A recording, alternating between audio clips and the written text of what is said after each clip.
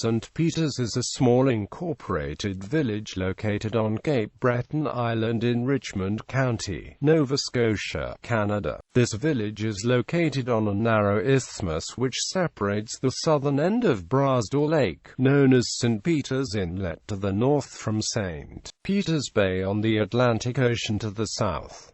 The isthmus is crossed by the St. Peters Canal, which is almost exclusively used by pleasure boats in recent decades.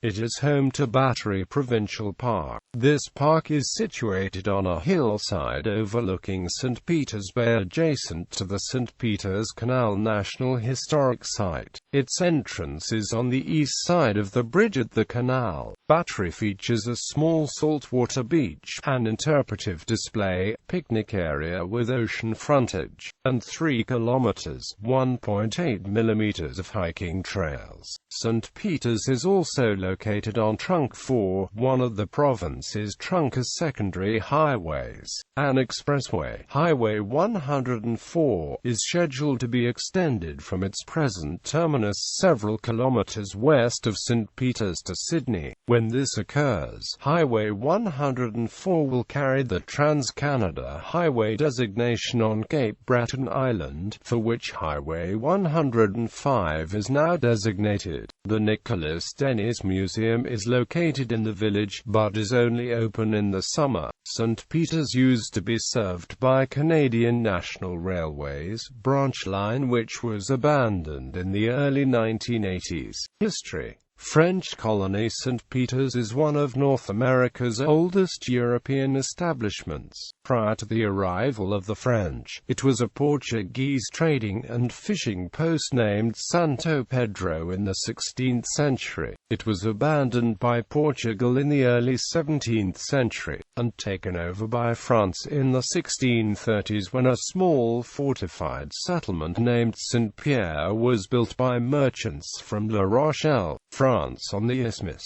In 1650, La Rochelle merchant Nicholas Dennis took possession of St. Pierre and encouraged the fur trade with local members of the Mi'kmaq Nation who used the isthmus as a canoe portage route between the Atlantic Ocean and Brasdor Lake. In addition to establishing a fur trading post, Dennis later used the isthmus as a haul-over road for portaging small sailing ships from Brasdor Lake to the Atlantic and vice versa. Raid on St. Pierre. In 1653, along with raiding Pentagoet, La Have, Nova Scotia, and Nipissquite, Emmanuel Le Borgne with 100 men also raided St. Pierre. Dennis was taken prisoner and returned to France. Nicholas Dennis was here between 1650 to 1669, and then Cape Breton remained unsettled by Europeans until the establishment of Louisbourg and re-establishment of Fort Dauphin and St. Peters 1713 to 1758. Re-established 1713, France lost possession of present-day Peninsula Nova Scotia to Britain in the Treaty of Utrecht in 1713.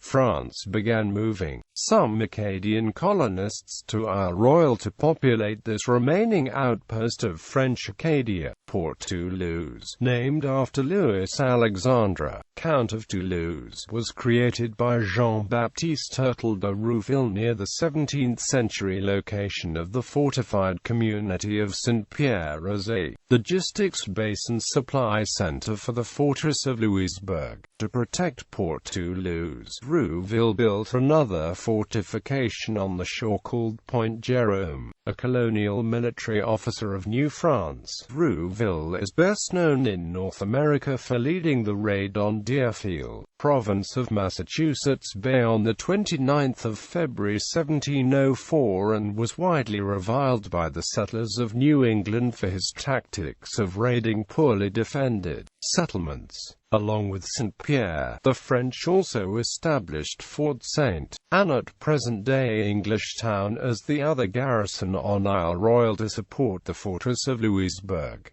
Siege of St. Peters. During King George's War, just prior to the siege of Louisbourg, the village was attacked in the siege of Port Toulouse. In August 1752, during Father Le Loutre's War, The schooners Friendship of Halifax and Dolphin of New England were seized and 21 prisoners held for ransom by MIKMAQ at St. Peters. During the French and Indian War, after the final siege of Louisbourg, the forts at Port Toulouse and the settlements in the area were destroyed by the British, and the rest of Isle Royale became a British colony. After Louisbourg fell on the 26th of July 1758, French officer Bachebert withdrew, with the British in pursuit. Bachebert brought back a large number of Acadians from the region around Port Toulouse to the security of his post at Beaubears Island on the Miramichi River. His detachment reached there on the 9th of September but was caught in an ambush and had to withdraw. They then went on to raid Friendship, Maine, where people were killed and others taken prisoner. This was Bachebert's last Acadian expedition. For that, Bachebert and the Acadians went to Quebec and fought in the Battle of Quebec. After the war, Britain sponsored settlers and displaced veterans from the 7 Years' War to move into the area of Port Toulouse. France declared war on Great Britain on the 1st of February 1793 during the French Revolutionary Wars. In response, Britain built Fort Dorchester on the summit of Mount Granville, a hill overlooking the isthmus. The village of St. Peters was founded early in the 1800s. Local residents rehabilitated Dennis's old Haulava Road, laying wood skids for portaging small sailing ships across the isthmus. The route through Brasdor Lake was considered a much shorter and safer voyage to Sydney than travelling around the exposed southern coast of Cape Breton Island. In 1825 a feasibility study into building a canal was undertaken. Construction of the St. Peters Canal began in 1854 and took 15 years of digging, blasting and drilling through a solid granite hill 20 meters high to build a channel 800 meters long with an average width of 30 meters. The canal opened in 1869 at the dawn of the industrial age on Cape Breton Island. There can be a tidal difference of up to 1.4 meters, thus a lock was designed to regulate water levels. World Wars. The walls of the canal were lined with timber planking and locks were installed at each end. Modifications to the canal and lock continued until 1917, and the canal saw moderate to heavy use by small coastal steamships and barges, particularly during the First and Second World Wars when coal from the Sydney coalfield was transported on this sheltered inland route to avoid U-boats. A marble quarry on the western shore of Brasdor Lake at Marble Mountain also generated some shipping traffic. The canal was designated a National Historic Site of Canada in 1929 and the federal government took over its operation. Parks Canada is the government agency responsible for its maintenance and operation and undertook a major project to restore both entrances to the canal in 1985. During the post-war, commercial shipping has largely avoided traveling through Brasdor Lake, and the canal is almost exclusively used by pleasure boats, particularly sailboats, with the increased popularity of cruising Brasdor Lake in recent decades. Parks Canada operates the canal from May to October each year. Vessels transients the canal are limited by the size of the lock, which measures 91.44 meters long, 14.45 meters wide, and 4.88 meters draft. The ruins of Nicholas Dennis's Fort St. Pierre are located on the grounds of the Lockmaster's House,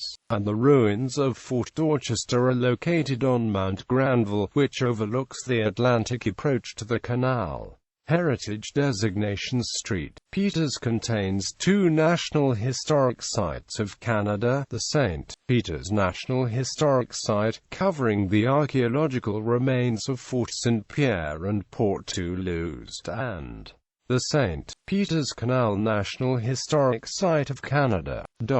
The 1876 Lockmaster's House beside the canal is a recognized federal heritage building, while the circa 1870 McCaskill House, the birthplace of photographer Wallace McCaskill, is a provincially registered property. The Fort Toulouse archaeological site is protected under the Provincial Special Places Protection Act.